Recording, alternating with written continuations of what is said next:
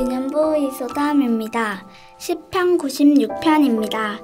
새 노래로 여호와께 노래하라. 온 땅이여 여호와께 노래할지어다. 여호와께 노래하여 그의 이름을 송축하며 그의 구원을 날마다 전파할지어다.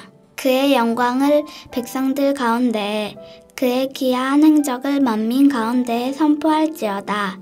여호와는 위대하시니 지극히 찬양할 것이요 모든 신들보다 경외할 것이며 만국의 모든 신들은 우상들이지만 여호와께서는 하늘을 지으셨음이로다. 존귀와 위엄이 그의 앞에 있으며 능력과 아름다움이 그의 성소에 있도다. 만국의 족속들아 영광과 권능을 여호와께 돌릴지어다. 여호와께 돌릴지어다. 여호와의 이름에 합당한 영광을 그에게 돌릴지어다. 예물을 들고 그의 궁정에 들어갈지어다. 아름답고 거룩한 것으로 여호와께 예배할지어다. 온 땅이여 그 앞에서 떨지어다. 모든 나라 가운데서 이르기를 여호와께서 다스리시니 세계가 굳게 서고 흔들리지 않으리라. 그가 만민을 공평하게 심판하시리라 할지로다. 하늘은 기뻐하고 땅은 즐거워하며 바다와 거기에 충만한 것이 외치고 밭과 그 가운데에 있는 모든 것은 즐거워할지로다. 그때 숲의 모든 나무들이 여호와 앞에서 즐거이 노래하리니 그가 임하시되 땅을 심판하러 임하실 것임이라. 그가 의로 세계를 심판하시며 그의 진실하심으로 백성을 심판하시리로다. 하늘에 계신 우리 아버지여, 이름이 거룩히 여김을 받으시오며 나라가 임하옵시며 뜻이 하늘에서 이룬 것 같이 땅에서도 이루어지이다. 오늘날 우리에게 일용할 양식을 주옵시고 우리가 우리에게 죄 지은 자를 사하여 준 것 같이 우리 죄를 사하여 주옵시고 우리를 시험에 들게 하지 마옵시고 다만 악에서 구하옵소서. 대개 나라와 권세와 영광이 아버지께 영원히 있사옵나이다. 아멘.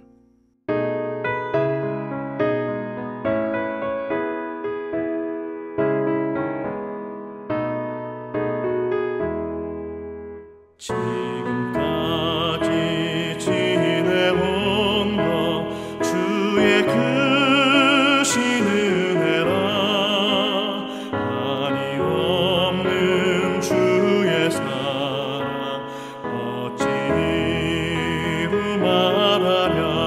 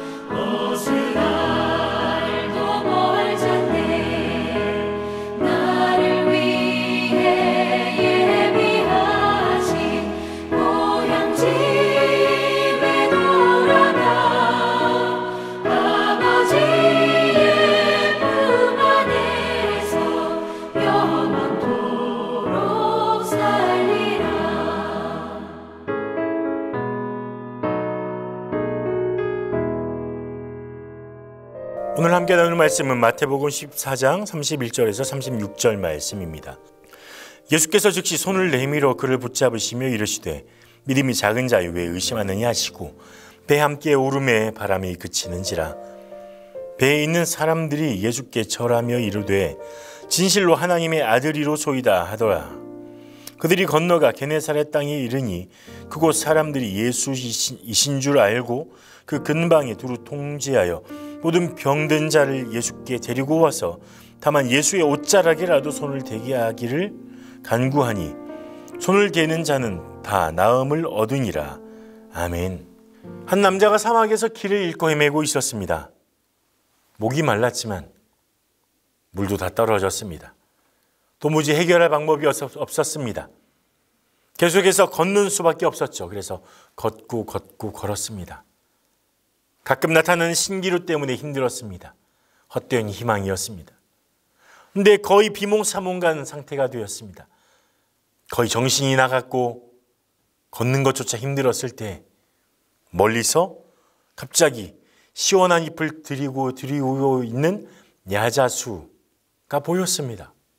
거기다가 물소리도 들렸습니다. 그는 이렇게 생각했습니다. 지금 내가 보고 있는 것은, 듣고 있는 것은 모두 신기루야. 내가 이제 완전히 정신이 나갔구나. 그리고 이 남자는 더 이상 걸어갈 기력이 없이 그 앞에 쓰러져 죽고 말았습니다. 얼마 후에 사막을 여행하던 두 사람이 이곳을 지나가는데 바로 오아시스 앞에 죽어있는 사람을 발견하게 됩니다. 굉장히 의아해했습니다. 이 사람 갈증에 굶주림에 죽어간 것으로 보이는데, 아니 바로 앞에 오아시스가 있는데, 물이 있고 나무 열매가 있는, 야자수 열매가 있는 바로 오아시스가 있는데 왜 여기 죽어있지? 믿지 못했기 때문이죠. 믿음의 반대말이 무엇일까요? 믿음의 반대말, 불신앙일까요? 아닙니다. 믿음의 반대말은 의심입니다. 의심이란 확실히 알 수 없어서 믿지 못하는 마음, 이렇게 사전에 정의하고 있습니다. 의심은 알 수 없다라는 자기 확신을 근거로 합니다. 믿을 수 없어, 그렇게 말하는 거죠. 그런데 그 말 앞에 무언가가 있습니다. 뭐가 있을까요? 내가 보기에는, 내가 아는 한에는 내 경험으로 비추어 보건대 라는 말이 숨겨져 있습니다. 의심의 판단 기준이 바로 자신이기 때문입니다. 오늘 본문은 이 의심과 믿음 두 가지 모습을 보여줍니다. 제자들의 의심, 그리고 병든 자들의 믿음, 이것을 보여줍니다. 오늘 읽은 본문 바로 앞에 제자들의 첫 번째 의심이 나타납니다. 제자들은 어떤 의심을, 그리고 왜 의심을 가졌을까요? 첫 번째 의심은 예수님이 어떤 분인지 제대로 알지 못해서 생겨난 의심입니다. 빈들에서 오병이어의 기적을 보이신 후에 예수님께서는 제자들을 급하게 재촉해서 배를 태워 건너편으로 게네사렛으로 떠내보내십니다. 아마도 제자들은 이 놀라운 사건을 조금 더 누리고 싶어 했을 수도 있겠습니다. 그리고 많은 사람들은 이런 놀라운 오병이어의 기적을 일으킨 예수님을 왕으로 삼고자, 자신들의 왕으로 삼고자 하는 움직임을 보였을지도 모르겠습니다. 하지만 예수님은 거기서 한 발 물러서기 원하셨습니다. 진정한 왕이신 예수님은 세상의 왕이 아니라 십자가를 감당해서 구원하는 그런 왕이시기 때문입니다. 그리고 예수님은 홀로 산에 올라가 기도하셨습니다. 그런데 배를 타고 가던 제자들에게 문제가 생겼습니다. 거센 바람이 이 호수에 불기 시작했습니다. 강한 바람이 몰아치기 시작했고 그 바람들 때문에 파도가 일어나기 시작했습니다. 파도가 점점 높아졌습니다. 베드로를 비롯한 어부들이 있는 배였지만 그들도 감당하기 힘든 파도가 배에 몰아쳤습니다. 배를 사정없이 때렸습니다. 이 고통과 괴로움은 꽤나 오래 지속되었습니다. 몰아치는 바람과 파도 때문에 제자들의 정신과 육체는 지친 상태였습니다. 그리고 사경, 그러니까 한 새벽 3시에서 6시 사이쯤에 몰아치는 파도 속으로 무엇인가 희끗희끗한 게 보였습니다. 물 위를 걷는 형체가 점점점 다가오고 있었습니다. 파도 사이로 보였다가 사라졌다가를 반복하면서 점점 다가오고 있었습니다. 예수님이셨습니다. 하지만 제자들은 예수님을 몰라봤습니다. 바다를 걷는 형체가 예수님일 것이라고는 꿈에도 생각하지 못했기 때문입니다. 그래서 소리쳤죠. 유령이다. 유령이 나타났다. 이제 우린 큰일 났다. 그러면서 무서워했습니다. 제자들은 예수님을 몰라봤습니다. 근데 생각해 보십시오. 이 사건 바로 앞에 어떤 사건이 있었다고요? 오병이어의 사건이 있었습니다. 떡 5개와 물고기 2마리로 남자만 5,000명이라고 그랬죠. 그러면 여인들과 아이들까지 포함하면 15,000에서 2만 사이의 사람들이 모였을 것으로 추정됩니다. 그럼 많은 사람들을 이 조그만 아이의 도시락으로 먹인 것 아닙니까? 그 놀라운 기적을 맛봤는데, 그 기적을 보았는데, 예수님이 어떤 분이신지 제대로 알았다면, 그런 놀라운 분이심을 알았다면, 이 세상의 주인이신 것을 알았다면, 멀리서 보이는 이 희끗희끗한 이 형체를 보고 혹시 예수님이 아닐까? 힘들어하는 우리를 도우러 오신 것은 아닐까? 이런 생각을 하지 않았을까요? 믿음이 있었다면 말이죠. 하지만 제자들은 그 형체가 예수님일 것이라고는 일도 생각하지 않았습니다. 왜 의심하게 되나요? 예수님이 어떤 분이신지, 우리 하나님이 어떤 분이신지 잘 알지 못해서입니다. 제대로 알지 못해서입니다. 온 세상의 주인이시며 왕이시며 하나님이신 예수님, 그분이 지으신 피조물 안에서 못하실 일이 무엇이 있겠습니까? 하지만 이미 기적을 경험한 제자들은 여전히 예수님에 대해서 잘 모르고 있었습니다. 그래서 풍랑 속에서 고통당하는 자신들을 도우러 오신 예수님에 대해서 알지 못했기 때문에 유령이라고 오해했던 거죠. 그러면 나는 어떻습니까? 힘들고 어렵고 고통스럽고 괴로운 일들이 내 삶에 몰아칠 때 제자들과 같이 의심하지는 않나요? 하나님이 과연 살아계시는지, 나를 사랑하시기나 하는 건지, 왜 나를 버리시는지 이런 의심을 가지게 되진 않나요? 그런 의심이 일어나진 않나요? 그런데 예수님, 하나님은 우리에게 이렇게 말합니다. 로마서 8장 38절과 39절에 이렇게 말씀해 주고 계세요.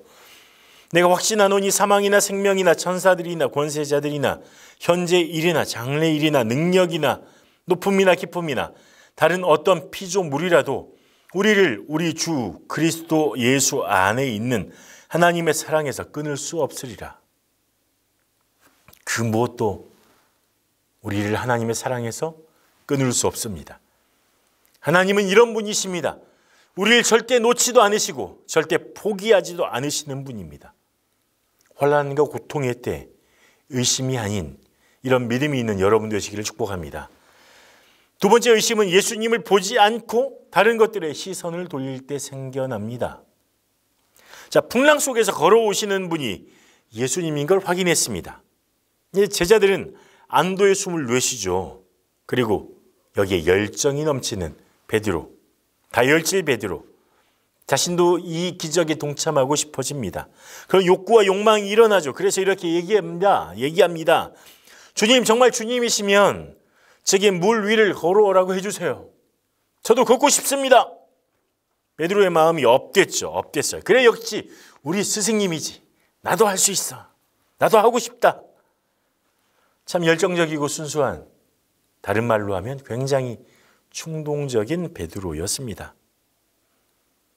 예수님께서는 베드로에게 오라라고 말씀하셨죠. 그리고 베드로는 휘몰아치는 바람과 일렁이는 파도 위로 뛰어들었습니다. 그리고 물 위를 걸었죠.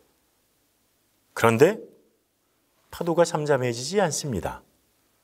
계속해서 베드로의 앞과 옆과 뒤에서 파도는 몰려옵니다. 바람은 끊임없이 뺨을 스쳐갑니다.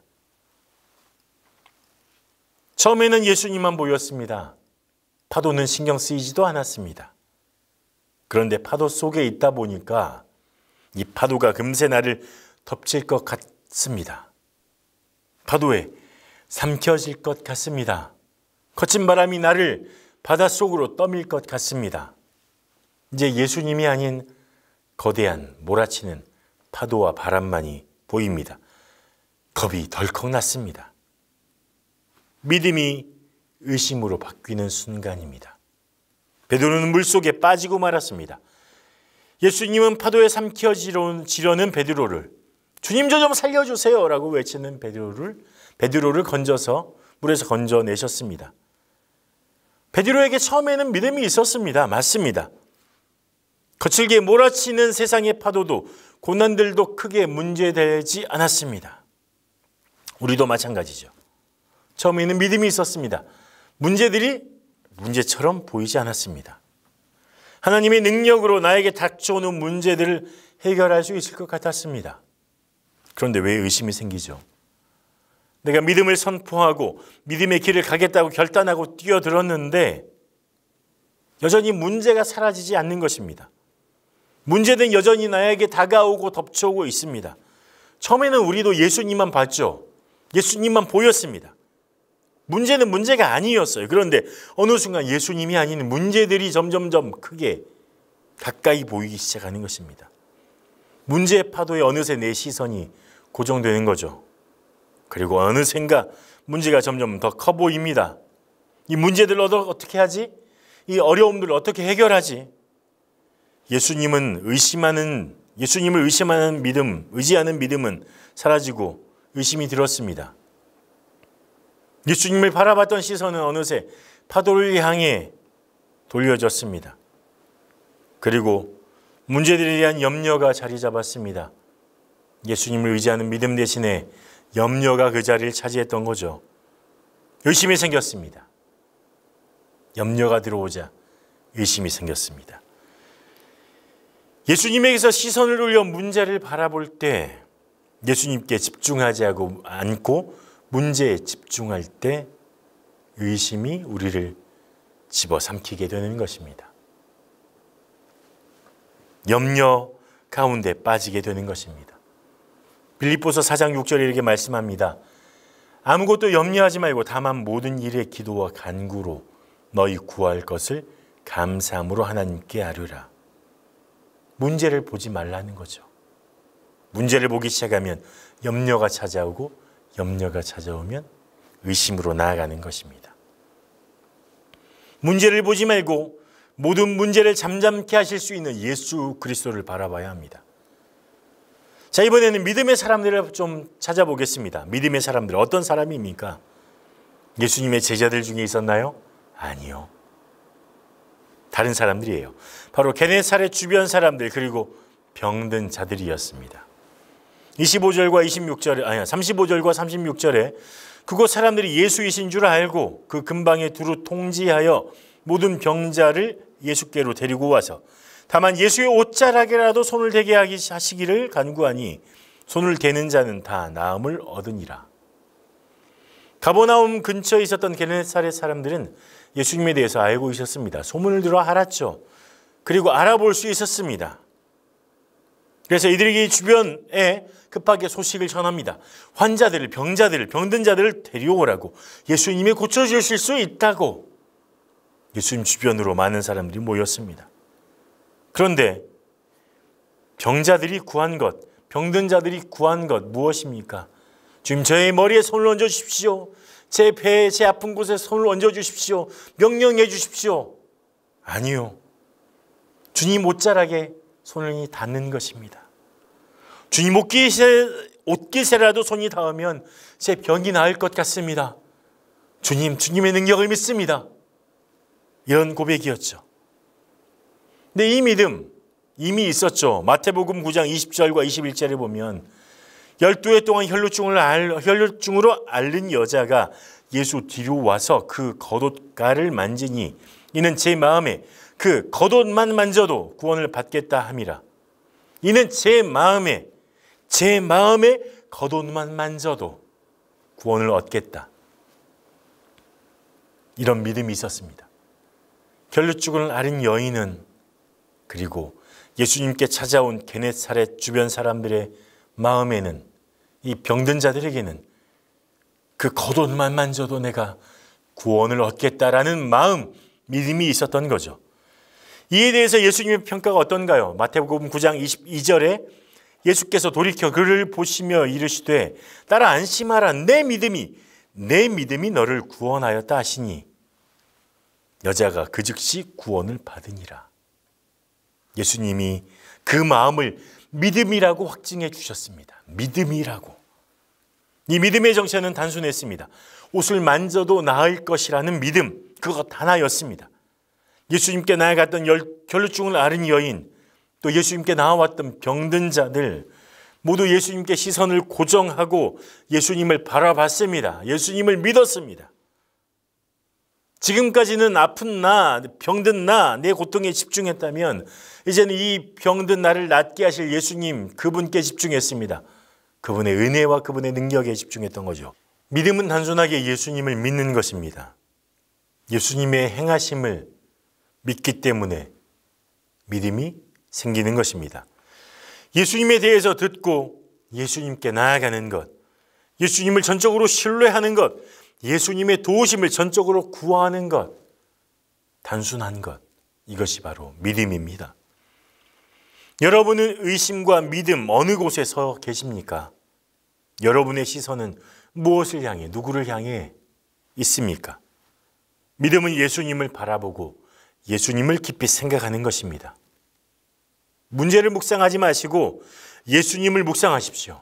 예수님을 바라보고 믿음의 사람으로 서기를 축복합니다. 기도하겠습니다. 하나님, 나의 판단을 버리게 하시고 단순한 믿음, 오직 예수님을 믿는 믿음을 얻게 하옵소서. 문제보다 더 크신 주님, 문제를 바라보는 것이 아니라 모든 문제의 해결자이시며 모든 문제들을 없애시는 그 예수님을 바라보고 나에게 닥쳐오는 문제에 휩쓸려 가는 것이 아니라 주님을 향한 믿음으로 주님을 굳게 붙드는 믿음의 사람으로 설 수 있도록 도와주시옵소서. 예수님 이름으로 기도합니다. 아멘.